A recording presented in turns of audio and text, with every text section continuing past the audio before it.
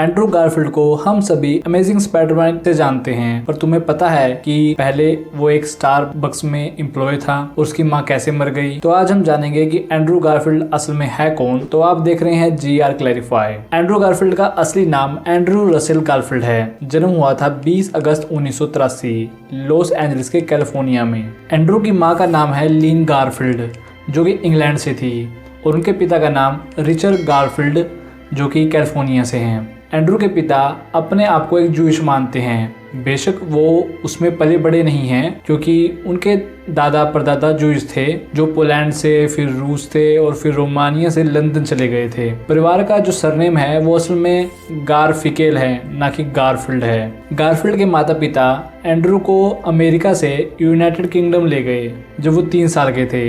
Andrew apps Surrey में पला बड़ा है। एप्स एक टाउन है जो कि साउथ लंदन में पड़ता है। और जब वो 12 साल का हुआ तो परिवार में एक घटना घटी। गारफील्ड के माता पिता एक छोटा सा इंटीरियर डिज़ाइन का बिजनेस चलाते थे तो वो बंद हो गया। उनके परिवार ने हार नहीं मानी। एंड्रू के पिता को एहसास हुआ कि जिन लोगों से वो प्यार करते हैं वो उनके साथ हैं और फिर उनके पिता ने वो किया जो वो करना चाहते थे। फिर वो इंग्लैंड के सर्रे में एक स्थानीय क्लब में तैराकी कोच बन गए और माँ टीचिंग असिस्टेंट नर्सिंग स्कूल में। फिर धीरे धीरे दिन बदलने लगे।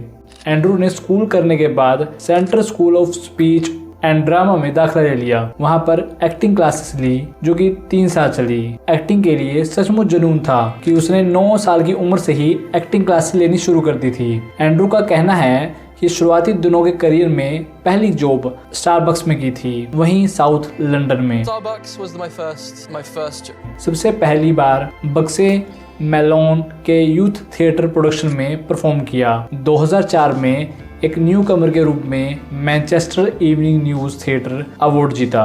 फिर 2007 में एंड्रू BBC के डॉक्टर वू की तीसरी सीरीज में डेलेक्स इन मैनहट्टन और evolution of the del x episode में दिखाई देकर लोगों का ध्यान अपनी ओर खींचा। 2007 में एंड्रू का वैराइटी मैगजीन में नाम आया। फिर नवंबर 2007 को टॉम क्रूज के साथ लायंस ऑफ लैम्प में स्क्रीन शेयर की और ऐसे कुछ और प्रोजेक्ट में काम किया। उस दौरान एंड्रू को लग रहा था कि कोई उनके काम को नहीं पहचानेगा क्योंकि भीड़ पर कोई ध्यान नहीं देता। फिर 2008 में सर्वश्रेष्ठ अभिनेता का बुफाटा पुरस्कार मिला। एंड्रू ने बहुत सी फिल्मों में काम किया। फिर 2010 में एंड्रू ने द सोशल नेटवर्क में काम किया। उसमें काफी अच्छी भूमिका निभाई क्योंकि मार्क रोमनेक नाम के डायरेक्टर ने सोशल नेटवर्क के डायरेक्टर से कहा कि मैंने एंड्रू का काम देखा है, वो इसके लिए परफेक्ट है। पर सोशल नेटवर्क के डायरेक्टर डेविड फिंचर को एंड्रू लीड रोल के लिए ठीक नहीं लगा और को एक्टर के रूप में रोल दे दिया। इसके लिए उन्हें best actor in supporting role and rising star के लिए गोल्डन ग्लोब नामांकन में शामिल किया गया। Jesse Eisenberg and Andrew Garfield. Mark comrade जो कि एक English film critics, musician, radio presenter, television presenter, author and podcaster हैं, ने हैरानी जाहिर की कि गारफील्ड को अकादमी पुरस्कार नामांकन के लिए नजरअंदाज किया गया है। उन्होंने कहा कि हर कोई जानता है कि वो सोशल नेटवर्क के बारे में सबसे अच्छी चीज़ों में से एक है। ये बात आपको और मुझे भी पता है कि हर किसी के साथ होता है कि कोई ना कोई आपको कमतर आंकता है। फिर साल आता है 2012 जब एंड्रू एक नए अवतार में लोगों के सामने दिखाई दिया अमेजिंग स्पाइडरमैन के रूप में। इस बार एंड्रू ने सबको दिखाया कि वो असल में एक बेहतर एक्टर है। अमेजिंग स्पाइडरमैन को 200 से लेकर $250 मिलियन के बीच के बजट में बनाया गया। मूवी ने कमाए $758 मिलियन। इस मूवी के लिए गारफील्ड ने एथलीट और मकड़ियों की गतिविधियों की स्टडी की और ये सब मेहनत काम भी आई। 2014 में अमेजिंग स्पाइडरमैन 2 आई। उसने भी $700 मिलियन से ज़्यादा कमाए। इन 2 मूवी के कारण गारफील्ड ने अपने एक अलग फैन बेस बना ली क्योंकि जिसने भी मूवी देखी उसे ये स्पाइडरमैन बहुत ज़्यादा पसंद आया। इस मूवी के दौरान गारफील्ड और एम्मा स्टोन डेटिंग करने लगे। 4 साल बाद दोनों अलग हो गए। कुछ लोग कहते हैं कि उनमें लड़ाई हो गई और कुछ कहते हैं कि वे इतने बिजी थे कि वो टाइम नहीं दे पाए।